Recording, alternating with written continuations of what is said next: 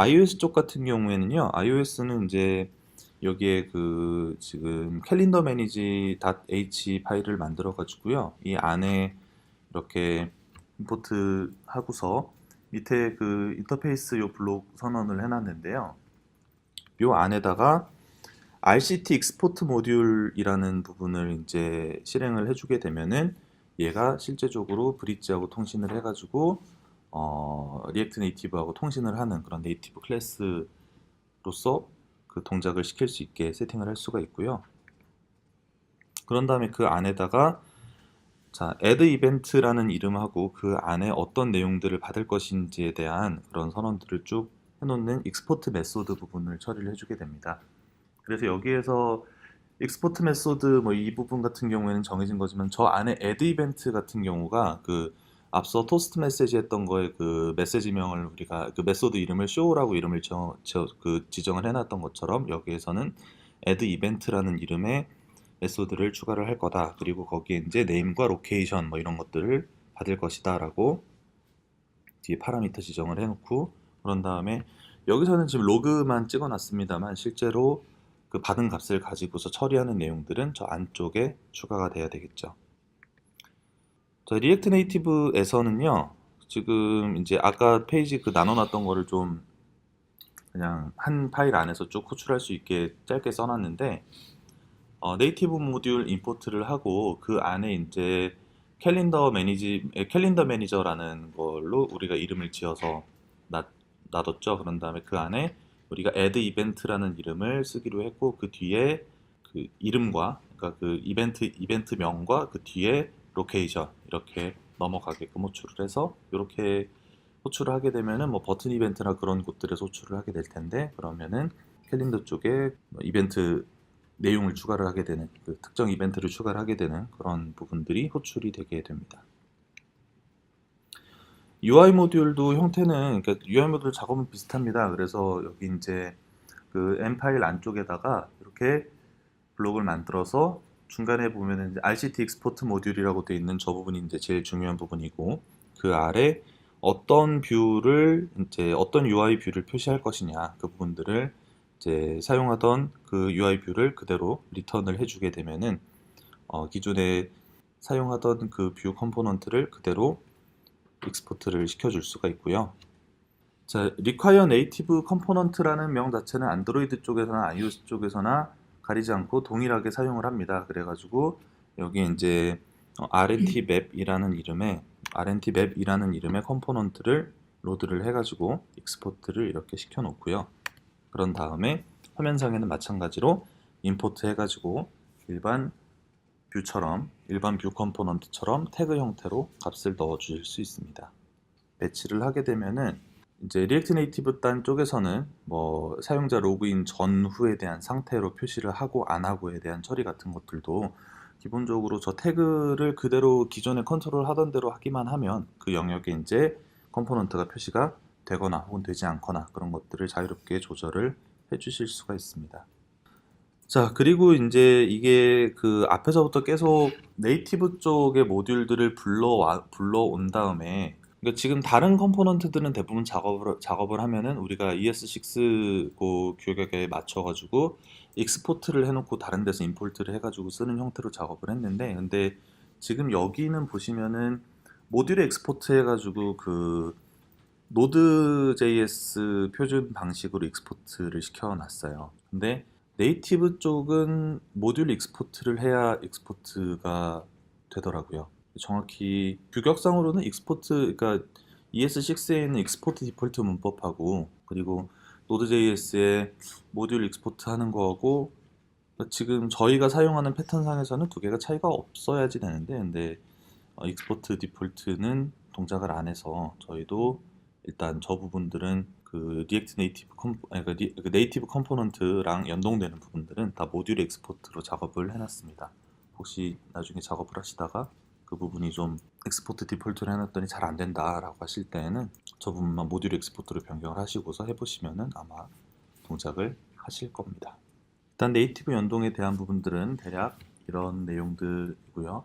동영상 케이스가 좀 특별했는데 동영상 같은 경우에는 그게 그냥 동영상 플레이어를 붙여야 되는 이슈가 있는 게 아니고 그 동영상이 다 그 DRM이 걸려 있는 동영상이었어요. 그래가지고 DRM 걸려 있는 동영상 제공하는 측에서 제공하는 SDK와 플레이어만 이용을 해야 되고, 그래서 그거를 네이티브로 만들어진 걸 리액트 네이티브 상에 뿌려야지 되는 뭐 그런 이슈들이 있었고요. 그 전에는 그 서비스가 이제 그렇게 플레이어를 만든 거를 이제 그냥 웹뷰로 구성된 하이브리드 앱에서 동영상 플레이어를 호출하는 식으로 그게 돼 있었는데, 근데 그 부분에서 웹뷰로 표시되는 부분들을 다 이제 리액트 네이티브 사용을 해서 그 네이티브 컴포넌트로 바꾸고 싶다라는 게 이제 주된 내용이어가지고, 그래서 그랬고, 그 외 쪽으로는 뭐 직접 만들어야 하는 케이스가 그렇게 많지 않을 것 같습니다.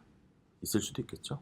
로컬 쪽 실제 그러니까 로컬 드라이브 안에다가 그 파일을 다운로드해서 저장을 했다가 그거를 컨트롤 해야 될 일이 있었는데, 근데 그거를 다운로드 하는 쪽을 실제 네이티브 단에서 구현을 하고, 그리고 리액트 네이티브에서 그 다운로드 하는 그 아이템 넘버만 가지고 호출을 하는 그런 형태의 모듈 연동이 좀 있었습니다. 아마 지금 결제 쪽 같은 경우에는 그쪽이랑 더 가까우실 수도 있겠네요. 그냥 단순히 카메라 호출을 하고 그 카메라로 찍은 사진들 제어하는 거는 리액트 네이티브에서도 충분히 가능할 것 같고요. 근데 QR 같은 경우에는 QR 쪽은 그 QR 플러그인들이 사실 많이 있어가지고 직접 모듈 작성까지 하기보다는 그 QR 쪽 라이브러리 사용을 하시면은 대부분 해결이 될 것 같긴 합니다. 근데 이제 이제 QR이 그냥 촬영만 하는 게 아니라 뭐 그 QR을 기반으로 뭔가 뭐 AR 뷰 같은 거를 띄워줘야 된다든가 뭐 그런 경우에는 그 AR 뷰 쪽은 네이티브 쪽에서 작성이 될 거니까, 그런 거는 리액트 네이티브에서 그 연동해가지고 호출만 하는 식으로 한다든가 그렇게 처리가 돼야 될 수도 있겠네요. 아, 이건 좀 약간 별개의 얘기인데요. 패키지 제이슨 파일 열어서 보신 분들 보시면은 아시겠지만, 패키지 제이슨이 앞에 패키지 이름 그리고 뒤에는 패키지 버전 이렇게 써져 있잖아요. 근데 그 패키지 버전 같은 경우에 그 패키지 버전으로만 명시가 된 거는 그게 npm 서버에 등록이 된 애들이어가지고 버전 명시를 하게 되는데, 근데 그 뒤에 패키지 버전 말고 그 git 주소 그대로 통째로 넣게 되면은요, 그게 npm에 올라가지 않은 것들도 그 git 주소 바로 등록해가지고 사실 걸 수가 있는데, 근데 이건 파일을 보여드릴까요?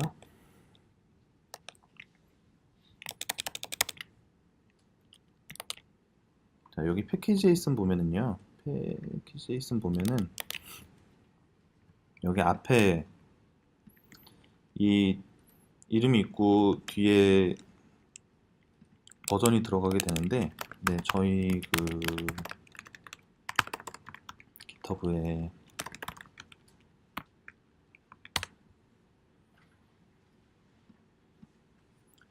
여기 그 깃 주소가 있지 않습니까? 그래서 깃 주소 직접 할당해가지고 넣으시면은 이 패키지를 이쪽 깃에 있는 내용들을 그대로 내려받아서 진행을 하게 됩니다.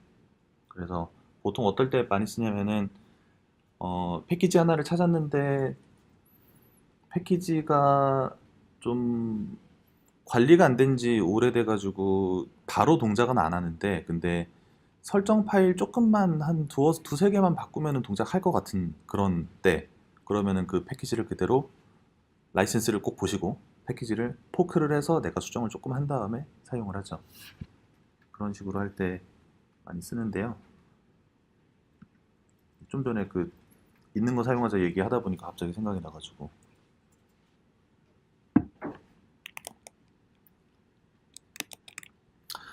자, 그러면 네이티브 연동 관련해서는 또 뭐 사실 네이티브 연동 관련해서는 하기 전의 문제보다는 진행하는 동안의 문제들이 훨씬 많이 있죠.